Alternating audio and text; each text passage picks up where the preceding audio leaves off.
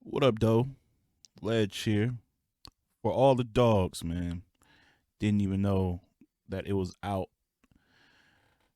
so early because it wasn't out at midnight. Stayed up, watched what was it, Monday Night Football, watched some dope boxing documentaries. I'm a sports junkie, so I'm sitting waiting. I'm like, oh, it ain't. I'm thinking he gonna drop it prime time today. So I'm waking. I'm up. It's like 5 or whatever in the morning, kissing wifey as she leave out for work early. Then it hits, I got Spotify. I rock with Spotify. So it's on Spotify. And I ran through it twice. Just that quick. Just ran through it. He don't have those type of albums where it's like, yo, I gotta sit and live with this. And yeah, and 8 8 a.m. in Charlotte was a really good okey doke. I ain't even gonna hold you. I gotta give it up. I can't even look. Shout out to you. I see what you did. Look what I have created! I have made fire! I have made fire!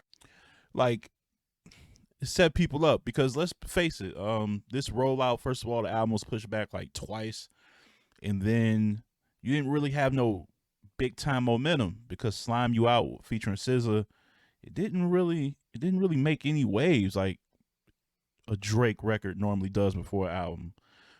So to kind of temper those low expectations and anticipation, he drops a time and location record, which is he's pretty much undefeated when he drops those.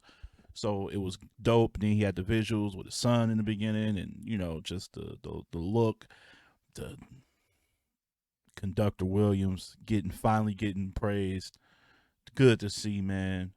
And it built back some anticipation for the album to come out, and that's what he wanted. But in the back of my mind, I knew we was never getting an album full of that type of content because he's just too big of a star. It's just never going to happen. Not when it's presented as a project, like as an album. He might give you some like nothing but straight rap. I guess you want to call the beats like lo-fi, old school, boom bap, melodic, very minimalistic, drums, snares, piano, little bass. He ain't giving you that for like a grand full length album that's promoted and that's going to count as an album. No, that was never going to happen. But I did think it was going to be a little more like, I'm about to say something very unpopular. I don't know how unpopular. I know people love Take Care, and I know the other joint. I know people love those albums, but I feel like his best work was Nothing Was the Same. I feel like that was his best project, and it's. I don't think there's a close second to it. To be honest with you, as far as replay value now, Nothing Was the Same was phenomenal. So I compare a lot of his projects to that, and this one, if we're just counting albums, not the mixtapes and things, this is really this is I'm trying to be respectfully critical because I know on here when y'all see like these young kids do react. I'm in my 30s. I'm married. I ain't really got time to be overreacting and things like that. So I'm trying not to like over exaggerate. But I truly have woken up and listened to it twice, just running through, running errands, taking care of my dog. No pun intended for all my dogs. But it's one of his worst projects. I'm gonna be honest. It just sounds uninspired, unoriginal. The beat selections were okay. Production is normally good, just like how it sounds sonically, like how clean it is. Um, the engineering on his vocals and everything leveled out. That's good. But the content, even the features were misses. Like the Sexy Red, Party Next Door was I thought J. Cole did good, but we've seen J. Cole way better on features. And Cole, I feel like Cole was light and still watched Drake on his own song. I'm FaceTime asked for a feature and saw the face of death. Yeah, no, that's what happened. I ain't gonna lie. You kind of cleaned him up. Drake tried to change the beat up and get some more bars off. That was you ain't slick. We ain't doing that. That don't count. That don't count. Same beat, same song. He got you up out of there. Cold, different, bro. Y'all gotta leave him alone. Um, yeah, man, there was really no super standout track from this. It was just uninspired. It felt like a playlist. This should have been called a playlist too. This should have been playlist part two. And 8 a.m. in Charlotte, and when you listen to it in this, it feels so out of place. It feel like that track shouldn't even be on this album. To be honest with you, I don't know. I don't know. I just and here's the thing. So in 8 a.m. in Charlotte, he opens up by saying, I'm on the road and things like that. Like he's on on the road, still touring while making this project. And if that's the case, if most of this project was made while he was still on the road traveling and doing shows, he should probably never do that again. He should he shouldn't do that again. But he can get away with it. He can get away with it because the new Drake or like the more recent Drake, he knows his stardom, so he can work smarter, not harder. He can work less, keep it minimal, give y'all a couple of IG quotables, give y'all a couple of hooks that's catchy, and and it's gonna be like, oh, Drake done it again. Like that's pretty much what this album is, man. Like it's just a lot of tracks that you can hear in certain areas, but it don't have a lot of stand power. Like Virginia Beach was a interesting opener to get everybody thinking, oh, he about to attack Push. No Push reference in there, because Push is from VA, but nah, it was some melodic stuff. The Amen joint with Tizo, it was Call Them For You featuring 21.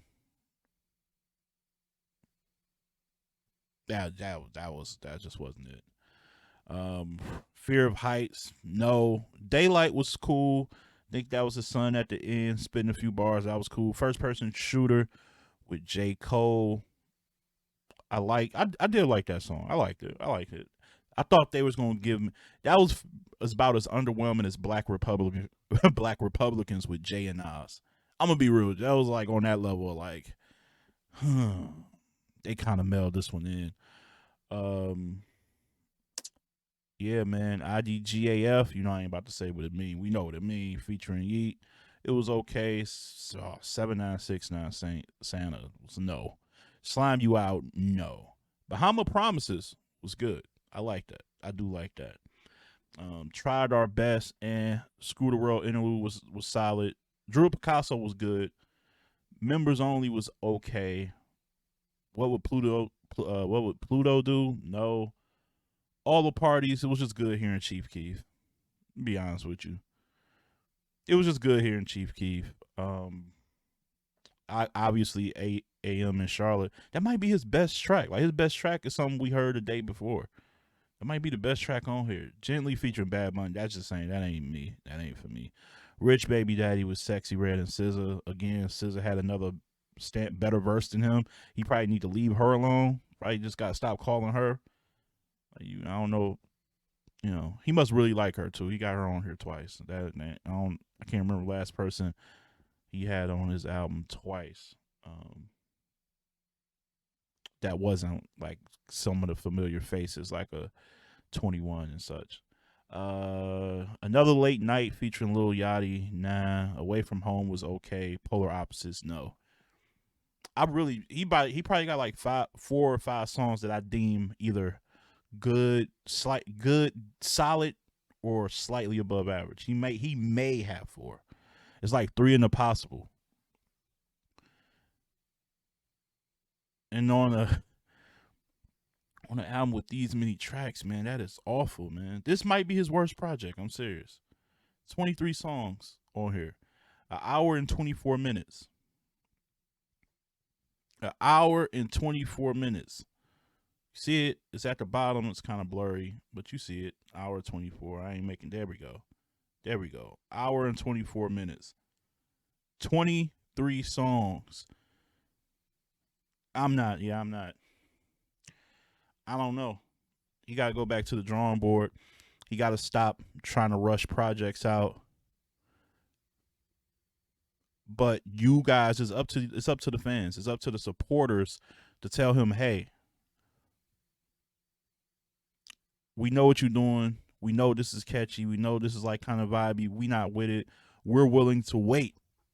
The fans got to be if the when the, I'm on Twitter and I'm seeing fans do the whole corny, oh, Drake leaving the booth from For All Your Dogs, and it's like the the little gif of somebody walking while they're set on fire, making it like indicating that he just killed this album.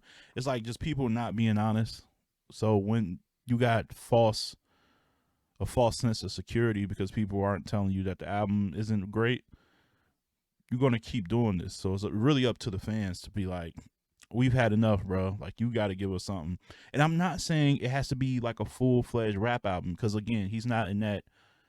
He's not in that lane. He's not in that space.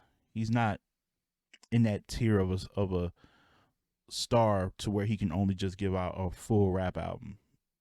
He rapped on here, but it was more like of the new age style of rap, and that's what he can say. He can be like, "Hey, I did rap a lot on here, but it's not. It wasn't. It ain't timestamp rapping. People want that timestamp rap from Drake. He was kind of more giving you like the pockets that a little baby, little Uzi, 21. Who else? He was in that type of pocket. You know what I'm saying? A thug, Gunna. He was in that type of. That was his way of saying I'm rapping though. But the beat selections was very modern, things like that. It was uninspiring, man. I just don't find myself coming back to this album ever, to be honest with you. Like I said, nothing was the same to me. It's still his best project, hands down. Actually about to go listen to that. I'm about to go listen to that to cleanse my soul from trying to get this to run one or two times. But yeah, this is not something like, oh, you gotta live with it. It just came out. This ain't that. This isn't to pimp a butterfly. This is not something you gotta rewind, find. There's more to find. Shout out to Loaded Lux. You know what I'm saying? I'll be on my battle rap stuff all the time. So, but that's really it, man. The experience of it hit because he is who he is. So there's a lot of hoopla over it. But the project is just I ain't gonna lie, these sound like some throwaways that I don't he's that big of a star though. He can just compile records that he got and make it an album and just make millions of dollars. That's one hell of a life, man. Sign me up for that. You feel me? So that's all, man. I'm out of here. Hope you guys enjoy the album. I guess if you like a super duper stan of Drake's, I'm really not like my favorite artist. My favorite rapper is Hove, but even with him, I'm critical of Hove. Right? Like I didn't like Magna Carta. That was a bad album. Wasn't a fan of Kingdom Come. So I'm like, I don't know how y'all become super fans to where like they can do no wrong. No, everything is amazing. I'm too old for that. I'm in my 30s, dog. I can't do it. But y'all let me know in the comments, man. Am I missing something? Do I gotta really run it back? Is like I want to hear from the actual hardcore Drake fans. That's what I want to hear from the hardcore Drake fans. Are y'all rocking with this? Honestly, heart of hearts, and rank it too. I want to know where's this ranking? Like, is this a top 5 album? Like for him, a top 5 project? Can't see it. Can't see it. But anyways, as always, love, peace. I'm out.